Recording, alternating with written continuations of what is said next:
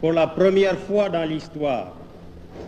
Voici donc réunis, très amicalement réunis, 3 pays d'Europe, 4 pays d'Asie, 2 pays d'Amérique, 17 pays d'Afrique, 3 pays de l'océan Indien, soit au total 185 millions d'hommes, dont 25 millions d'écoliers et lycéens et 1 million d'étudiants, manifestent qu'ils ont pris conscience d'appartenir à une même communauté spirituelle malgré l'éloignement géographique, malgré la diversité des races, des croyances, des niveaux de vie et malgré les liens de tous ordres, en particulier économiques ou juridiques, qui les unissent à d'autres communautés.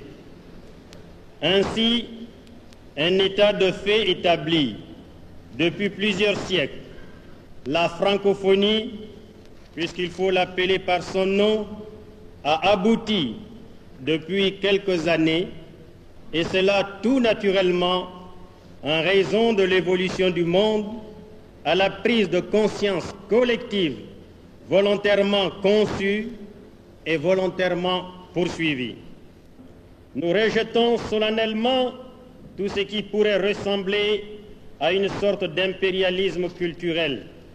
Nous sommes conscients de détenir et de préserver des valeurs qui constituent une part importante du patrimoine universel.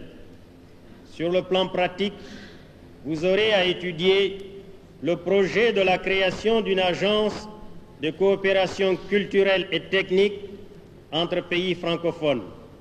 Il va de soi que ce projet suscitera parmi vous certaines objections, certaines réserves, surtout motivées par des considérations d'ordre financier. Peut-être sera-t-il nécessaire de limiter dans un premier temps les ambitions contenues dans les documents de travail que vous aurez à examiner. En ce domaine, nous devrons une fois de plus faire preuve de cette sagesse, de cette patience et de cette franchise qui conditionnent le succès.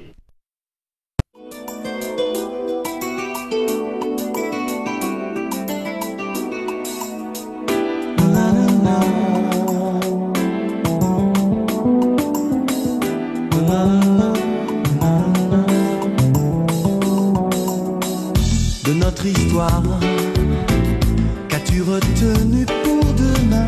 De nos chagrins, de nos victoires, de nos chemins illusoires, dans nos mémoires, les tragédies des peuples noirs.